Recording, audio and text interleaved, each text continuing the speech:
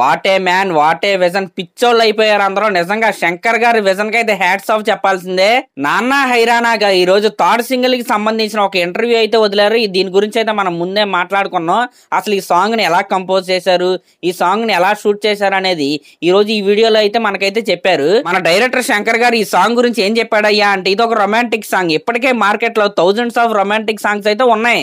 Already market లో ఉన్న songs నుండి ఈ సాంగ్ ని ఎలా డిఫరెంట్ గా ఆడియన్స్ కి చూపించాలి అనే ఆలోచన వచ్చినప్పుడు అప్పుడు ఆయనకు వచ్చిన ఐడియా ఏంటయ్యా అంటే, ఎవరైనా ఇద్దరు మనుషులు లవ్ లో ఉన్నప్పుడు వాళ్ళకి ఒక డిఫరెంట్ ఎమోషన్ లో ఉంటారని, ఇంకా వాళ్ళకి ప్రపంచం అంతా రంగురంగులుగా కళ్ళలో ఉన్నట్టు ఉంటుందని, వాళ్ళకి ప్రపంచం అంతా చాలా కొత్తగా రంగురంగులుగా కనపడుతుందని ఈ సినిమాలోని ఈ సాంగ్ ని అయితే స్పెషల్ గా ఇన్ఫ్రారెడ్ కెమెరాలు అయితే షూట్ చేశారంట. ఆ కెమెరా యొక్క ప్రత్యేకత ఏంటయ్యా అంటే, ఆ కెమెరాలో షూట్ చేస్తే ఉన్న కలర్స్ కాకుండా వేరే కలర్స్ అయితే కలర్ఫుల్ గా అయితే కనపడతాయంట. అంటే ఒక కొత్త ప్రపంచంలో ఉన్నట్టు క్రియేట్ చేయడానికి ఆ కెమెరాని అయితే వాడి ఈ సాంగ్ ని అయితే షూట్ చేశారంట.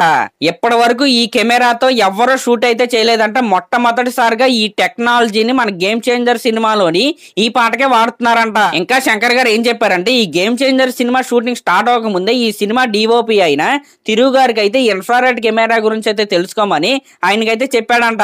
కాకపోతే ఆ కెమెరాలో షూట్ చేసిన తర్వాత అసలు విజువల్స్ ఎలా వస్తాయి అనేది వీళ్ళైతే కొద్దిగా అయితే ఆలోచనలు అయితే పడ్డారంట. కానీ ఒక్కసారి షూట్ చేసిన తర్వాత లొకేషన్ లో ఉన్న కలర్స్ కే ఆ ఇన్ఫ్రారెడ్ కెమెరాలో వచ్చిన కలర్స్ కి అయితే అసలు సంబంధమే లేదంట. అంత బ్యూటిఫుల్ విజువల్స్ అయితే ఆ కెమెరా అయితే క్యాప్చర్ చేసిందంట. అసలు నిజంగా శంకర్ గారు చెప్తుంటేనే అసలు ఈ సాంగ్ ని ఎప్పుడెప్పుడు చూస్తావా అన్నట్టు ఉంది. అసలు మనకి దీని గ్లిమ్స్ అయితే మొన్నే చూసాం. మన పోస్టర్ అయితే ఎంత కలర్ఫుల్ గా ఉందో. రేపు ప్రోమో వచ్చిన తర్వాత మనకైతే అసలైన మ్యాటర్ అయితే తెలుస్తుంది. ఇంకా ఈ సాంగ్ లో లిరిక్స్ అయితే చాలా అంటే చాలా బ్యూటిఫుల్ గా వచ్చినాయి. అంటే మొన్న ఆల్రెడీ మనం అయితే మాట్లాడుకున్నాం. రామ్ అచ్చామచ్చేలాగా ఒక హ్యాష్ ట్యాగ్ అయితే వదులుతారని వీళ్ళైతే వదిలేరు. అదే నాన్న హైరానా.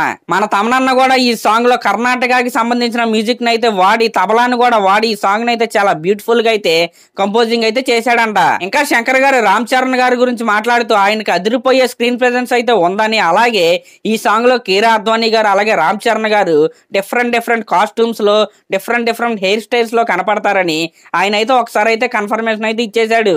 ఇంకా ఇవే కాకుండా వచ్చిన ఇంటర్వ్యూలో చాలా పాయింట్స్ అయితే మాట్లాడుకున్నారు. నాకు మెయిన్ గా అనిపించిన పాయింట్స్ అయితే ఈ వీడియోలో అయితే చెప్పాను. నాకు ఈ ఇంటర్వ్యూ మొత్తం చూసిన తర్వాత అర్థమైంది ఏంటయ్యా అంటే, మనం ఒక విజువల్ ఫీస్ట్ అయితే థియేటర్ లో గేమ్ చేంజర్ సినిమాకి వెళ్ళినప్పుడు అయితే చూడబోతున్నాం. అసలు ఒక నార్మల్ సాంగ్ ని విజువల్ వండర్ గా తీర్చిదిద్దడంలో శంకర్ గారిని కొట్టిన డైరెక్టర్ అయితే ఇండియాలోనే లేడు.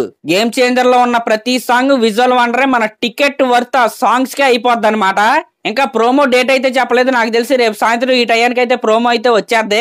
దాంట్లో ఉన్న విజువల్స్ గురించి అయితే రేపు అయితే మాట్లాడుకుందాం. అలాగే నా ఛానల్ కనుక మీరు ఫస్ట్ టైం చూస్తున్నట్టయితే సబ్స్క్రైబ్ చేసుకోండి. అలాగే ఒక కామెంట్ అయితే చేయండి. Thank you.